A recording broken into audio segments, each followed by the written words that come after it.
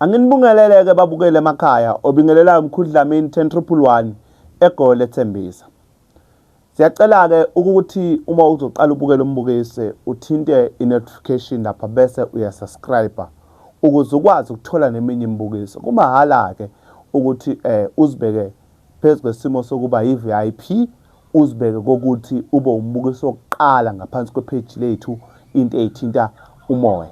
Ube umuntu wokuqala obuka into engamavidiyo ethu. Sicela ukuthi usubscribe, ushare ukuze abantu bekwazi ukuthola ulwazi. Namhlanje siyaphuma siyohamba siyovakashela umkhulu uLifa. Umkhulu ke ongathanda into zama social media kodwa namhlanje ngithe ake simthathe simbeke ngaphansi kwethunya zeMoya TV.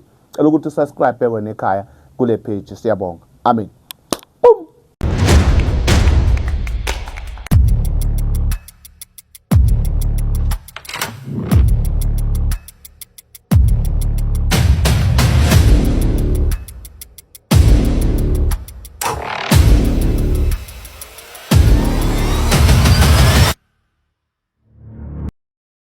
Siyabingelela-ke emakhosini, siyabingelela-ke enhla nasezantsi. Ubingelela umkhulu Dlamini phansi eGoli eThembisa. Ngihleli nomkhulu uLifa phansi indoda yase-Eastern Cape. Hawu madoda, indoda yomhlahlo ehlezi ukuphila ukungoma phezu kwesimo sendimbi lapho. Sawubona mkhulu. Sawubona mkhulu, ninjani? Hawu siyaphila njani? Hamba kahle kodwa? Hayi sisaphila mkhulu, niyaphila nini? Hayi siyaphila. Mkhulu asinako ukuningi singaxoxa noma singakusho phambi kwabantu kodwa engifisa ukusho nje ukuthi manje mkhulu njengomuntu ohleze ephila ukungoma ngaso sonke isikhathi, uyavuka ukungoma, kuyaphila phezu komzimba wakho, noma uhamba uphila ukungoma, awufiki lento ukuthi iyaphila kuwena. Kunento engifisa ukuthi ngiyazi ehlezi ibukwa ngabantu phezu kwesimo sento ehamba ibheka ngokomthetho noma ngokomlandelo wesimo sonke ubungoma. Kuyavumeleka yini ukuthi ubungoma bakho uhambe ungene nabo ey'ndaweni zokuphuza, ethavela noma kuphi, ugcine wenza okungasi right phezu kwesimo somuntu kodwa owazi umthetho weshoba ngokwakho ukubona noma ngokwakho ukuphawula uthini lapho mkhulu? Thokoza mkhulu, ndiyawuthanda umbuzo wakho. Mkhulu, ngokomthetho weshoba mina endaweni kezwa kwathiwa ethavela ngeni, ethaveli endaweni nje ezinesiphithiphithi angeni. Ngoba mangena lapho ukusho ukuthi ngesinye isikhathi ngagcina sekuvuka okungafanele kuvuke phakathi kwabantu yabo.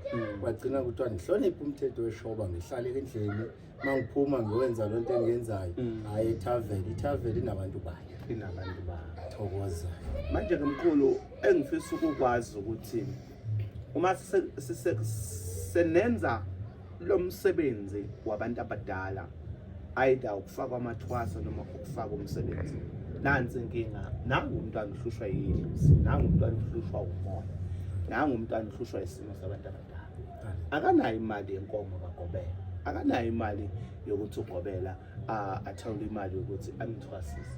Ngokwakho noma ngokwakho umthetho owawufundiswa, wekwenziweni lo mntwana, uyamsiza yini lo mntwana noma ugcine mhlawumbe umnikeza usizo lokuthi umlekelele entweni ethintisho? Mkhulu, kunzima ukuthi ngawuphendula ngoba lo mbuzo unzima mkhulu, ngoba sike sisho sithi kunenkomo zikagobela, kunento efanele zenzeke ekuthwaseni phakathi kokuthwasa. Manje njengoba ezonto zonke zifuna imali, manje kuba nzima ke ukuthi wamkele, ngoba mawuzamkela yena umntana umuntu uzake egula nyani ekudinga vele usizo kodwa engenawo amandla. Kodwa manje sekuzophoqa ukuthi sekufanele mina ngimlekelele, mase ngimlekelela ukusho ukuthi yimina manje osekedleka. Uyabo? Manje sike sicale lapho sithethe ngokuthi okay, mntana sekhaya sicela ulungise la nalapha, okanye sikwazi ukuthetha nedlozi lakhe, sihlanganise idlozi lakhe ukuthi cha alibe khona nokumphayo okuthile kuyena azokwazi ukungena ngabo edlozini. Kuba nzima kona, kuba kuhlungu vele ukubuka umuntu umbona efa, kodwa kunzima ukuthi wena umsize ngenxa yokuthi ufuna imali. Uyabo? Sesihlushwa yilonto ke mkhulu thina kulonto. Kona uba bekwenzeka mkhulu, ngizange yakuvelela into enjalo futhi bengikayiboni umuntu esizwa.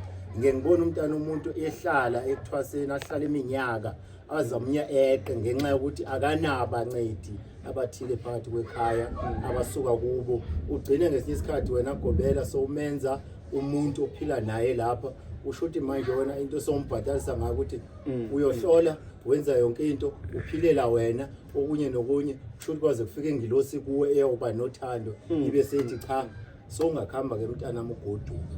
Yikho ke ngisho mkhulu ngithi le nto inzima lo ngibuza yona ke Khehle ngoba ukumsiza ungagcina kuphoqele ukuthi umsize ngoba engenanto kodwa kuyabe sekuthini udla kuwe emandleni ube sothi wena uzozibhatalisa ngendlela hayi kodwa ukulala naye kodwa make funeke umsize ukuthi asike siyotheza okanye senze into ethile lo nto nawe ezakugcine ikwenelisa phezulu kwempilo yakho.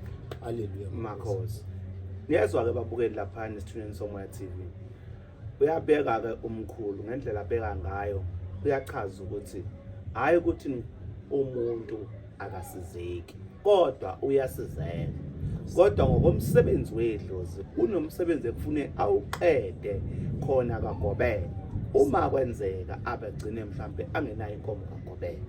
Yikho ke sibona ke mhlambe mkhulu ngake uchaze kabanzi.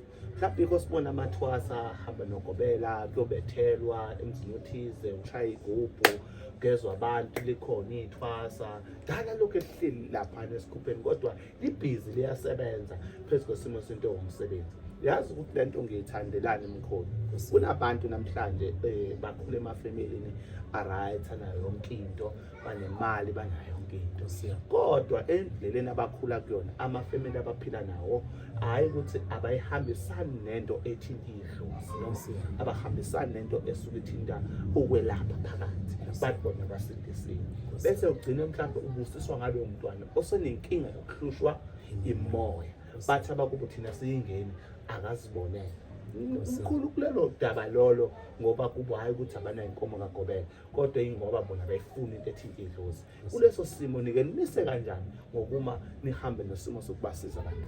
Nkosi yami mkhulu ngiyezwa mkhulu kunzima mkhulu vele into sihlangana nazo kuyona lempilo mkhulu into eziningi umzali athi babone umntwana uyagula ungenwa imimoya omunye uzalwa nemimoya njengoba egula ke futhi lo mntwana uze ke fanele ayophila kwaGobela njengoba fanele uphila kwaGobela uzakhonjiswa ukuthi hamba uphila kwaGobela na into ezoyiphilela into eso ube soyafika umndeni yalwa wona uthi cha asingeni indaba kuba kuhlungu mkhulu ngoba uzawuthola ukuthi ebese kefikile kwaGobela okanye egijimile ekhala evuka idlozi afike kwaGobela mase efika kwaGobela sewayafika wena goBela ubiza umndeni useyagcina uthi cha uma seyafika wena uthi ethwaseni mntanami ngoba uyabona umndeni wakho awufuni ngicela ukuthi ungahlupheki ngicela ke uhambe athi umntwana cha mina ngikwazi kuhamba ngoba mina lento iyangigulisa idlamini emzimbeni bese ngimbuza mntanami ngenze njani athi ngicela uqhubeleke sizobona ngokwendlela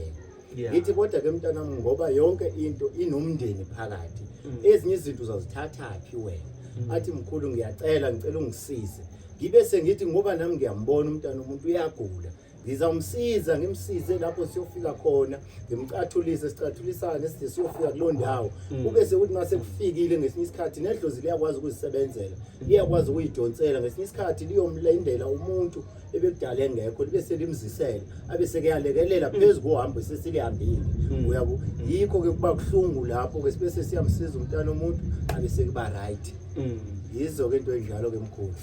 Babukele emakhaya lejulile lolu daba esilithintayo nomkhulu alokho ebeka ngesimo sentedlo mkhulu uyamchasisa umuntu umsusa nestradini uthi unedlozi nafune ngifaka esithwaseni uthwasa cha uyamthwasisa umuntu ofika esigodlweni sakho athi nangona usuyagodla ufune ngikuthwasisa cha mkhulu angimthwasisi mkhulu ngoba lo muntu akabikwanga kimi akaziswanga kimi umntana umuntu ufuneke eze ngokuthunywa idlozi kimi noba ngafika ugula uphethwe idlozi kufuneke ngililalele mangabe livukile lisho lithi ngisizelana la kodwa mali ngafuni lona ukuthi lizophila la kaloku lapha ekuthwaseni kuhamba ngekwempande ukuthi lifuna aphi impande ngoku uzomthatha lo muntu kanti akafuni lena impanda ubuyidla wena ufuna leya engenye uthola ukuthi manje soyamosha kumntana umuntu ngoba wena ubheka imali ubheka ukuba unethwasa ube sompha into angafane ayidle uyothi sengiqedile umntana umuntu sekuyahlupheka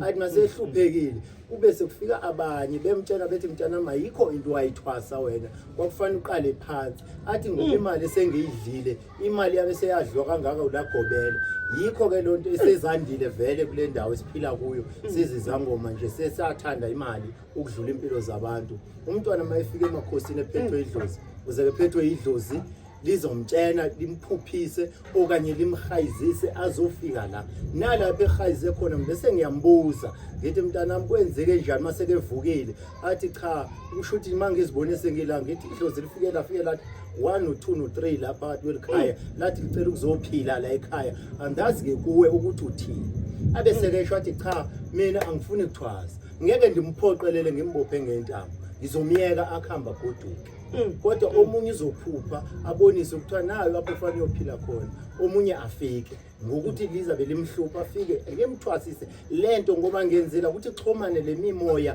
yakhe lemthumile nale yami kwenzelana ukuthi sizokwazi ukuqhubha ngokwendlela yonke lento angithi yena umuntu uthwasiswa amaphupha wakhe akathwasiswa ndimi kusasa mina ngizomnikeza impande lezi lifike lithi idlozi lakhe cha ngicela kuphinde uede ezinye impande ethile esezabe sezivela nedlozi lakhe ngenxa yokuxhomana kwale mimoya yikho likwazile ukumthumela nje kodwa uzungamthwasisi umuntu ongafanele umthwasisi hey ithulile le ndaba babukele emakhaya ngaphansi kwethinga se-TV esicelayo ukuthi ubukele lapho ujule episode yethu lena yokuqala ethinta into ekuthiwa intwaso mkhulu nenkinga uma uchaza ngibuzwa kahle mkhulu ukuthi kunabantu bangena entwasweni ngenxa yokuthi begcine mhlawumbe bangasebenzi begcine kuthiwa abantu basele umkhulu wabo wangafuni ukuthi besebenze noma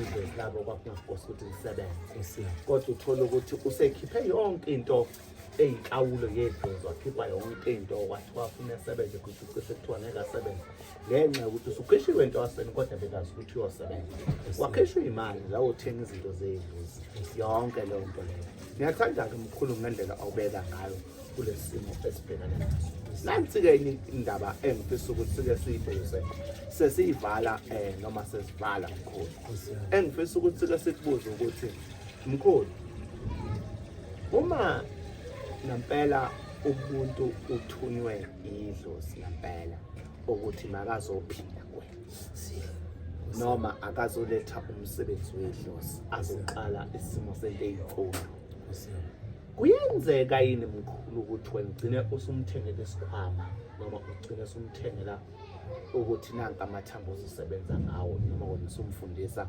ngokwakho noma yidlozi esuke limbonisa amathambo efuna ukusebenza ngayo mkhulu sike siye kulowo nkulumo yakho mkhulu kuyenzeka mkhulu ungamthengeli isikhwama ngoba makeza lapha akazi uzokhuliswa isikhwama siyovela nedlozi lakhe mase lifikile naso esigodlweni sakhe wena into ongamcathulisa ngayo yimithi ethile ozayiphatha uthi ke le mithi lena engikunikeza yona yengikhipha nayo mina ngenza kanje ndiwubani wakwabani ngicela ukuthi mase ufika idlozi lakho liyofika ngesikhathi likunikeze isikhwama likunikeze le mithi eminye ebendingakunikezanga yona apho kuzabe sokukhulile ngokwedlozi manje asikwazi ukumthengela umntwana asikwazi futhi ifuneke aphuphe umntwana sisebenza ngephupha edlozini ukuthi phupha uboniswe mavezelwa amathambo funeka alibonise ukuthi leli thambo lishaya kanje elithambo lishaya kanje ngathi ngifika ngibese ngikufundisa phezukwa lo mathambo ngibe ngazi ukuthi leli thambo vele behleli funa umkhulu bakho ndingakunikeza ithambo kanti alifuna umkhulu bakho uthola ukuthi ngesinye isikhathi kuwe kufuneka ushaye ngokwekhanda ngokomoya wena manje sengiyokunikeza lento mina engayinikwa yilami idlozi sengiyinikeza wena ngokuthi ngiyakubona ukuthi kufanele ngikufundise ngokuthi cha masike silalele idlozi lakho ukuthi lifunani lithi ke mali ingasabeli sibe sesiyabuza sithi sicela ukubona ngokulihlobo sibe sesiyakunikeza ke le amathambo sithi khawushaye sibone ukuthi uyaxhumana yini na kule mimoya yakho nokhona ushaya amathambo ngoba kwaba bantu esibathwasela ngesinye isikhathi akashaya amathambo omunye uyashaya ngesinye isikhathi uthola ukuthi uyena lokuphethe zangashaya amathambo kodwa lona omunye ufuna uzokufakwa ugobela manje ukufaka amathambo kanti lona ushaya ngokomoya uyabo. Yiyo ke Nkosi yami ke ezingiyazi ngayo ke mina mkhulu. Kodwa ke nomunye angabekwakhe umbono make ibona ngehlobo lakhe. Kodwa mina ngolami uhlobo lithi cha, isikhwama umntwana umthengeli waphuma ephethe isikhwama ephethe imithi phakathi kwayo. Isikhwama kufuneka sikhonjiswe ngoba ngenzeka esasikhwama sakubo sasijule ngenye indlela ethile. Wena uzofuna ukuthenga isikhwama esithile kanti akusona. Yena mkhiphe nale mithi ethile, imithi yokulapha emihle umkhiphe ube soyamsa okwabo. Uyamtshela ukuthi lo uchatha ingane, lo wenza into ethile, lo wenhloko, lo welapha, lo wogeza, lo ukuthini, lo ukuthini, lo ukuthini. Yikho ke njalo ke mkhulu. Ngeke ngihlale ngisho ngithi kufana nani mkhulu njengoba sithwasa ebantwini ngabantu abanye benento zabo abasebenza ngazo. Kubuhlungu ngoba kusasa uthola ukuthi umntana ubizwe yilento osebenza ngayo akabizwanga idlozi. Idlozi axhuma nanga manje ngokuthi ufike yena idlozi lakhe liwiki labe seliyadonsa lo moya abese kuyafika. Ngeke ngicela ukuthi ingathi ungampha naye lento isebenzisa enzela ukuthi angaphuphi phambili ngoba uzophupha kusasa kuthiwa awumthwasisanga udlale ngayo. Uyabo ngenxa yantoni iyazo lento ukuthi thina sizinyanga siphila ngendlela engefani. Abanye balisaba idlozi, abanye abalisabi, balihambela phambili. Uthokoza ekhaya. Siyabonga lapha ngaphansi kwethunya zomoya TV nina babukele emakhaya. Episode yethu yokuqala lena esihamba nomkhulu esimlanda phansi indawo yaseThembisa umkhulu Lifa. Sithi ke kuwena ke sicela ukuthi ulike ufollow ngaphansi kwesimo sentezi ithunya zomoya ukuze ukwazi ukuthola ezinye imfundo. Mkhulu ngicela upha abantu inamba yakho nokuthi itholakala kuphi nendawo. Thokozani bomkhulu nani bogogo. Ngingumuntu ongazithandi into zefoni bazalwane. Nkosi yami. Yikho ke lokho bazalwane ngiyacela ukuthi ungenzeka niqhwethe uDlamini ngoba umuntu engiphila naye. Nkosi yami. Mina ngithanda ube ndifaka izinto yabo kodwa manazi uDlamini useduze nami umuntu engiphila naye. Senza zonke izinto naye ngokwendlela efanele senze ngayo. Haleluya bazalwane. Inamba songaqhwetha uDlamini moyithandile uthi ngiyacela kwesasangoma bazalwane. Amen. Nkosi yami. Thokozani. Siyabonga ke sicela ukuthi like and follow and share ukuze nikwazi ukuthola usizo nokuthi nikwazi ukuthola imfundiso. Namhlanje episode yethu yokuqala izangoma zeqiniso nezisebenzisa ubungoma. Ubungoma makubuyele la baqala khona. Singabuyele ebungomeni bamanga nobe fake nobukufuna ukuhamba nezimoto ezidurayo. Bambe